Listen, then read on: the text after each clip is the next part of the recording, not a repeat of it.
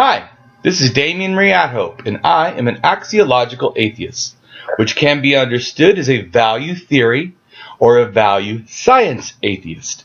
Or said another way, I am a axiologist, a value theorist who approaches atheism through that understanding. And I am happy to share with you a great person and a friend and a teacher and a person that I just enjoyed talking with.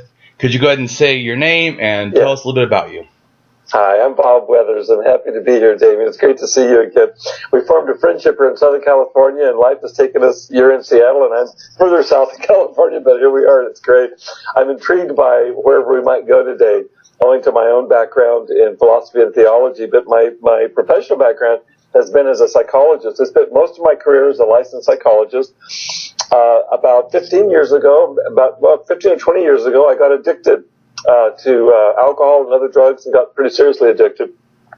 In the process of that, I don't know if you even know this, I lost my license in psychology owing to addiction. I was a tenured professor at a local university. I lost that professorship, so I lost everything. Wow. And nearly died in the process. I've spent the last 10 years kind of coming back, and so this is the phoenix rising that you're seeing right here. So I'm no longer I'm still, my doctorate's in clinical psychology, they can't take that away, but I'm no longer licensed as a psychologist. Wow. And I only mention that because it's formed a lot of my kind of midlife and later, I just had my 63rd birthday on Monday, right so I'm well beyond midlife. Happy birthday. Yeah, thank you. I think this has formed a context probably for our conversations today, whether we're talking about life philosophy, humanism, atheism, or whatever. And I'm game on to go where we go because I think a lot about this, and I know that you do too. So I feel honored to be here with you. So here I am. Thank you. To see you, David. I appreciate it. Yeah, I want to talk about stuff. We've talked before. I think that your approach, though, is the approach that I'm trying to, in a sense, bring to atheism. Mm-hmm. I look at atheism, and for me personally, I came from a extreme fanatical Christian religion. Till 13, I was actually living in a Christian cult. Okay. Right. So, I mean, I had no birthdays, no holidays, no anything, no TV. The TV we watched 1 hour, the Mutual of Omaha show. I think it was once a week. My dad had the TV in his locked bedroom in his what do you call it? Anyways, he locked it up. So the point, because I can't think of our name with the word, but anyway, so he would do that, and we would be limited from knowledge, limited from, and we didn't do anything with anyone that wasn't religious. I was so like encapsulated. Yeah. And then it was extreme abuse too, which it doesn't have to be, something that religion does, but I feel that the religious element for my family is what made it push it more, because then it wasn't just this, that you need to punish your kids or they're going to do something. You need to punish them because if not, God will look down on you. Mm-hmm. So they abuse because the Bible to them said that. I don't agree that it totally even says that, but it does mention stuff like, that if your kid disobeys, you can take them in front of, the town and stone them to death. Yeah. But those are the Old Testament things. But the whole point is they were using it in a toxic way, because I do not believe that everyone does that. But my family certainly did. So just to give you a background, like my experience. So then I became evangelical Pentecostal, the kind of like dancing in the streets and all that, or the aisles. All that embarrassed me, felt weird. But for me, it was also, once again, still, it was this lack of being allowed to learn that I really feel that was the most violation, besides abuse. Yeah. So that's one of the things that I've done. When I came to atheism, I didn't come because I was told by an atheist or even read an atheist book. It was going to college and just taking religious classes and seeing how they related to each other. What that did for me, though, is I was an atheist a long time before I met another atheist. So once I first hit the atheist community, it felt kind of terrible because they all knew things I didn't know, in a sense. But it was also a good thing because I feel like, wow, I have this different perspective from almost like an insider-outsider thing. almost like an ethnography where you can go and live with the culture, Yeah. And so I was living with the culture of atheism in a sense, but I didn't feel connected to its culture. And like I said, for me at first that was extremely disruptive, but eventually I actually saw it as, no, that's a benefit. I have something to offer. Yeah. And stuff like the way that you approach things and the counseling perspective, I also, was taking classes on counseling. I stopped after the 7th class of my master's and decided to devote myself to atheism. Okay. Yeah. But because I learned that, and from my own experience of being abused, and then counseling helped me out of that darkness and addiction myself. I haven't drank alcohol since January 24th, 1989. Congratulations. So, long time. Yeah. So I definitely appreciate the addictions thing too. And I do think that the addictions, and also I took classes on intervention, like specific classes, because I was thinking about becoming an interventionist. That's really helped me though with atheism, because it's helped me to approach them from a different mindset. People that have beliefs that could be flawed. Yeah. So before, like I see a lot of atheists that get angry all the time, mad. Why don't you learn? Not saying that it's not frustrating, but I realized that is not how I would do as a counselor. I would never talk to someone like that. Yeah. And so I started realizing I need to be like a counselor because it's just a way of being. Just be therapeutic, like it's just a natural way. I should always try to be kind, always try to be friendly, always try to be understanding. Almost like the unconditional positive regard that Rogers talks about. For me, I had the always part of the unconditional. It's a little conditional, because if you pull a knife out right now and attempt to hurt me, of course it has to be conditional to me. But I think within reason, that is actually, I've now come to, even in my philosophical debates, I realize, no, that we have to utilize dignity is what I realize it is. The dignity is the right, the respect, the selfness, the person. If I look at you as a friend, that's respecting the dignity. That's that feeling that I want to protect you or value you or would offer you safety. And I realize that's the same way I want to be to the world. So instead of, I don't realize that my thing is not actually to change people's minds. I want to change people's thinking. Their mind can then do with that thinking as they wish. Yeah. So it takes that pressure off, and I don't feel angry anymore if people don't get it, because I realize, even that sometimes if they get frustrated, I realize I just need to work harder at teaching. It's my problem. Maybe I'm not. Instead of you're not, I started going, what am I doing? How can I teach better? How can I make it more simple? How can I be more understanding? How can I be more open, more kind? Yes, to all that you're saying. Taking it all in, have so many responses as we go along. Well, how can I be helpful? Where would you like me to dive in? Well, so I said my experience. What are your thoughts? Yeah. Well, there's so many parallels. Is one thing I'd say, Damien, is that I grew up in a very kind of a scientific family. My father was a physician and later became a psychiatrist. He was a biological psychiatrist, so he wasn't one who did therapy. Right. The joke was he gave people shots.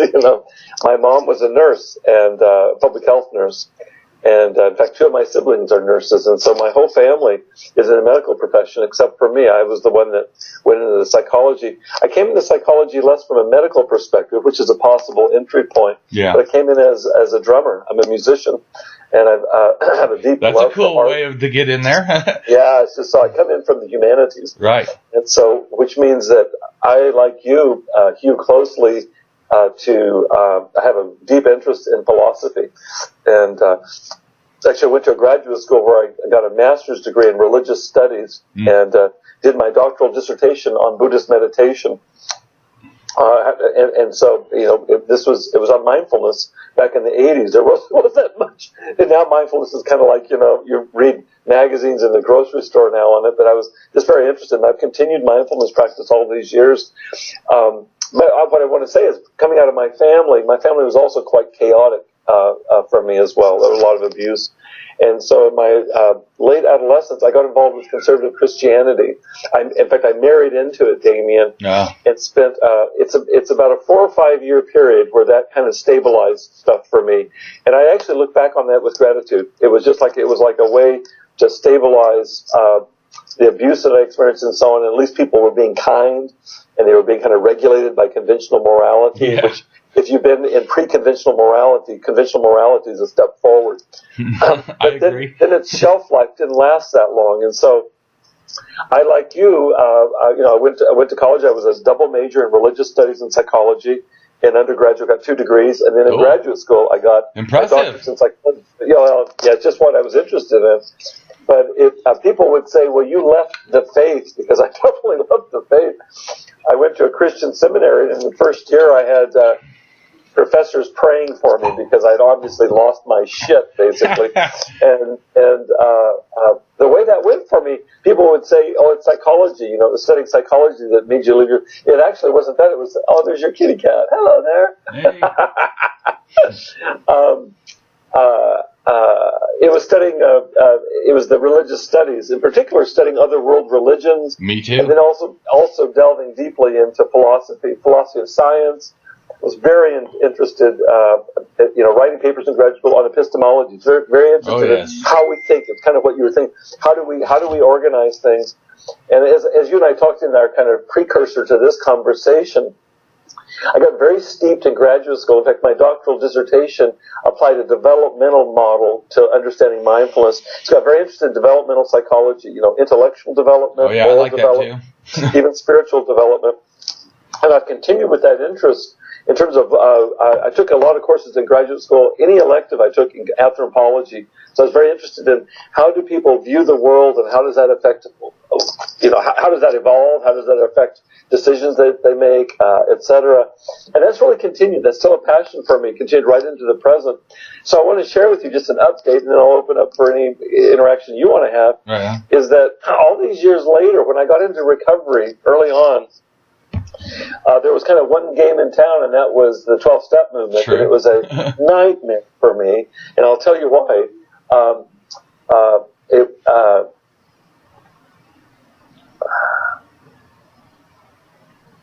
I felt like I was being asked to regress, several developmental levels in order to fit into what people insisted was not a Christian context.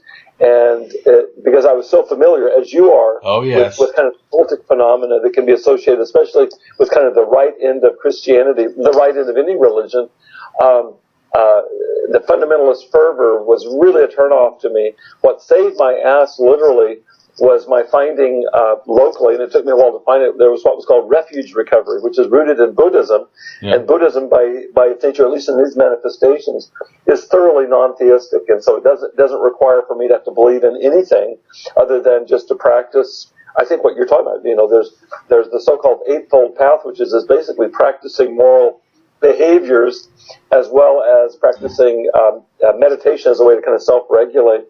And so I've continued in that, and if you'll be interested in this, I've actually continued at least marginally in involvement with AA. Yeah. It's very limited involvement, but it's actually with a purpose to bring in a more expansive worldview. I don't have any designs on this making all the difference in the 12-step community, but it's kind of my contribution back, and so I can only handle a little bit of this, truth be told, and I hope this doesn't offend anybody who's listening. It's the same for me. I haven't darkened the door of a Christian church in nearly 40 years. And I'm clear about what it is. I think it's implied in what you said. I don't feel any kind of judgment towards those for whom that rings their bell. I don't feel that. That was me at some point. Perhaps that was you. But I do understand it developmentally, and so I tend not to get activated by it. The only problem that arises for me is when that moves into a position of power.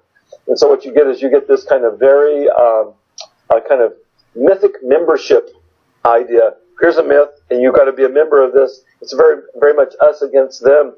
And when those people get in power, then I've got a real concern, and we can talk about politics or not. Well, yeah. But when that becomes the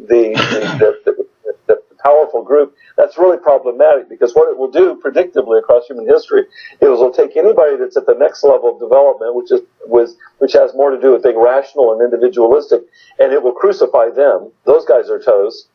And then beyond that, because there's development well beyond in terms of post-conventional thinking and so on, in terms of developmental theory.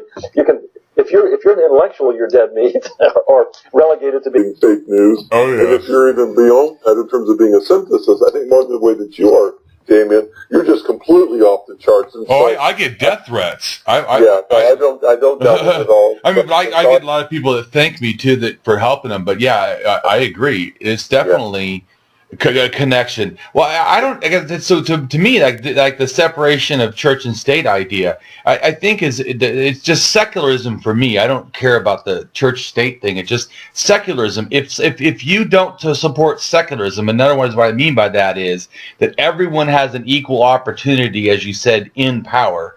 You know, and what I mean by that is that no religion, no ideology, in a sense, should be above the other ones. You know. I agree with you, Damien. I really apologize for this. Can you give me just a minute? Sure. No problem. I'm in the middle of a move, and I've got to attend to something, and I apologize. Very much. I hope there's a way we can edit this, but if not, I apologize. You just give me 1 minute. I'll be right back. But I can just wait. It's fine. Okay. I really apologize for this. Yeah.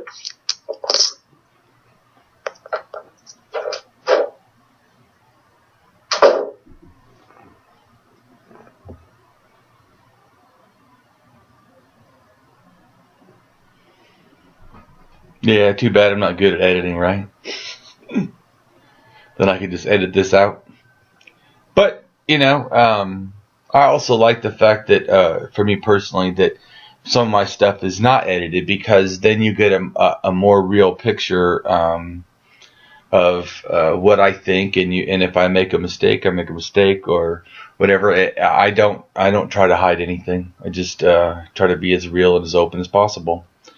And it's that open mentality, and it's, to me also, for me personally, there's a willingness, to make an error, to make a mistake, to be wrong, to, have things not be perfect, because, that's life, and it helps me to just deal with it more amiably when I'm, if I can go with the flow and just accept life as it is. Because life, sometimes can be altered by me, but not usually changed.